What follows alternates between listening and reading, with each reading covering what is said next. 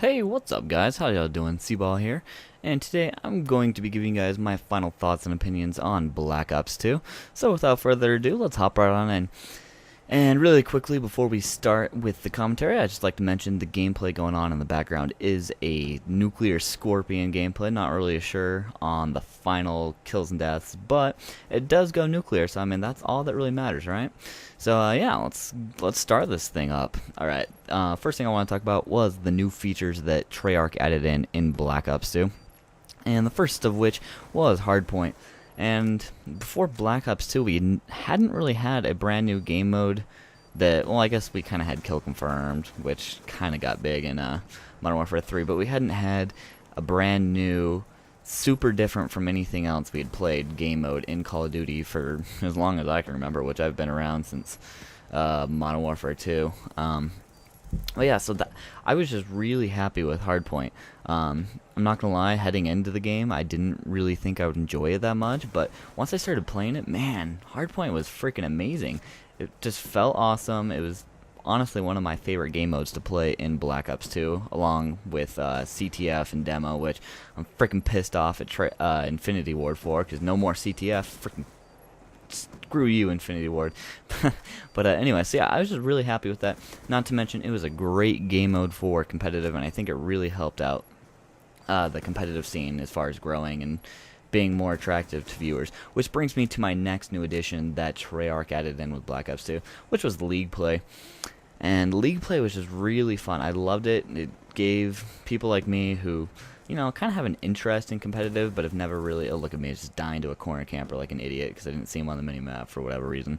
But yeah, it gave people like me who kind of have an interest in competitive, but have never really gotten into it, a chance to dip your feet in the water.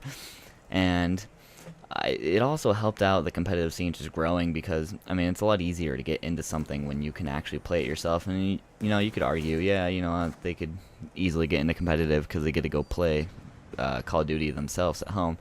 But playing pubs is definitely a lot different than competitive. So just giving people the opportunity to play a competitive style game against people around their own skill set really just helps the Call of Duty competitive scene grow, which was great to see because I'm not gonna lie, before Black Ops 2 I had never watched any competitive Call of Duty stuff, and by the end of Black Ops 2 it had gotten to the point where I wouldn't want to play the game myself, but hey, you know, if I was watching my favorite team play it on one of the tournaments, then I was happy. And even though my team only won one tournament this year and kind of sucked it up at the end, it's still fun to watch, and I think it was great that Treyarch provided that type of support to the competitive scene. I really hope Ghost does the same. Honestly, it's not looking super great at this point, but we'll see. And the next thing I want to talk about in Black Ops 2 that I really enjoyed was the weapon balance. And I know a lot of you guys are going to argue, oh no, the weapons in this game are awful. Everything so pisses me off. Yeah. But if you look back on it, this game really did have great weapon balance. I mean, it's not like Black Ops 1, for example, where, you know, you have the FAMAS and then you have everything else. I mean, just nothing could compete with the FAMAS at pretty much any range. I mean, I guess the 74U rapid fire would beat it at very close range, but other than that, I mean, the FAMAS was just by far the best gun. It's not like Modern Warfare 2 where you have noob tubes and the ACR and the UMP. Or even Modern Warfare 3 to some extent. I mean, the ACR and MP7 are just so amazing. You put yourself at such a disadvantage if you're not using one of those two guns. So Black Ops 2 really did a great job at weapon balance. I mean, the only thing I think is really kind of annoying, which is, you see me using in this game, is C4. And, I mean, there's not really a whole lot they could do with that other than short of taking it out of the game, which I am fully for. But overall, weapon balance in this game really was amazing. There wasn't any one gun that was just way better than the rest. I mean, the M8 and the MSMC were definitely two of the very best guns in the game, but you could still compete with people who were using those things. And I really love that about Black Ops 2. I hope it's the same in Ghost. We'll see, though. We'll see. And the next thing that I want to talk about that Treyarch did right with Black Ops 2 is the support that they gave the community. Now, I know any of you little quick scopers out there are probably going to disagree with me with, what was it, Sniper Apocalypse? Is that what you guys called it? But realistically, that patch did pretty much nothing to the DSR. I mean, you can argue, yeah, he made it so hard to do my quick scoping.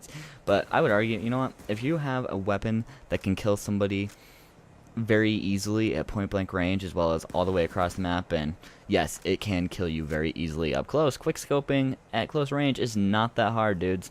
Really not that hard.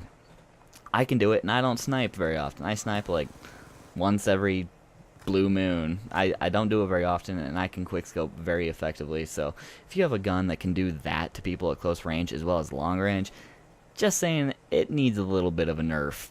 Just saying, guys, just saying. But so I really liked that Treyarch did a great job of patching this game. And you know, there were some issues with they kind of were slow to getting around to some things, but for the most part, there wasn't really any big glitches in this game. It just ruined it, kind of like the care package glitch from Modern Warfare 2, or the Javelin glitch, also from that game. Go figure, all the big glitches are from Infinity Ward games. Because Treyarch did a great job of staying ahead of potential problems and fixing them before they became widespread. I will say I did kind of have my own problem with the game in this regard. At the start of the game, on double XP weekend, at the very start of the game, I got hit with a rank reset glitch where if you went into theater mode, or no, I think it was you went into combat training before signing, I don't know, some weird thing like that, it would reset your rank pretty far back. And so that happened to me. So I mean, it was kind of personal to me. It pissed me off really bad, and I stopped playing the game for a couple weeks after that. But I mean, overall, things like that are very few and far between, especially compared to some of the other Call of Duties that we've had. I know Modern Warfare 3 had a reset glitch where if you joined a private lobby with someone, they could reset your rank. And I mean, this game wasn't as bad as that, and Modern Warfare 3 even was pretty good. So I mean, Black Ops 2, they did a great job of giving great support to the game. The next thing I want to talk about was the DLC, and I think the DLC in Black Ops 2 was honestly probably one of the best DLC seasons we have ever had. Black Ops 1 had some pretty good DLC, but mostly that was because of the zombies maps. Most of the multiplayer maps in that game were just, nah. They weren't great, they also weren't terrible. Well, I guess some of them were. Like, crap, I can't even remember what it's called. It's the one that has a big giant bridge across the middle with a bunch of weapon, like, missile trucks on it. Yeah, that map sucks. You can go die in a pit. But for the most part, there wasn't any that bad of maps in Black Ops 2 with the DLC.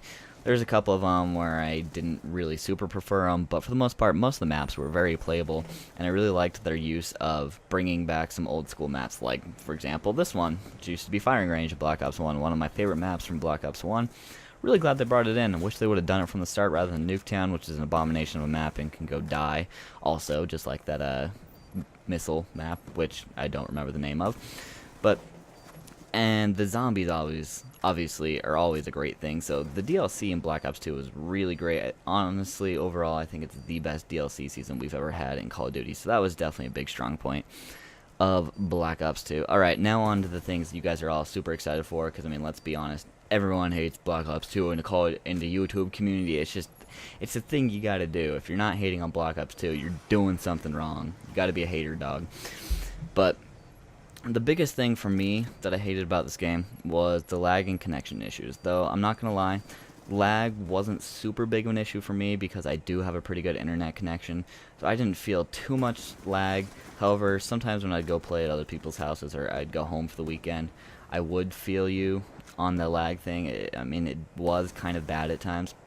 The bigger issue I had, connection-wise with this game, which I guess it's not really connection-wise, it's just dealing with the lobbies, is there was this stupid thing in the midway point of this game where if you were in a lobby and it was starting the countdown timer, if one person left or joined, it would restart the timer. So rather than having like 45 seconds between games, sometimes you'd have anywhere from like 5-6 minutes between games, and it got to the point where I was just rage quitting lobbies all the time because I wouldn't freaking start the game.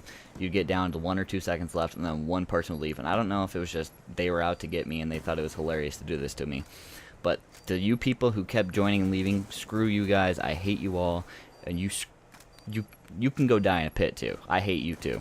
But but yeah, so that kind of annoyed me a lot in Black Ops 2. Get turned on, kid. You should have had me right there. But and then the other thing that really kind of annoyed me at times about this game was the stupid sniper tactical insertion lobbies. Oh, I hated that so bad. I mean, you don't even have to be good to dominate a game when you have 6 people using tactical insertions.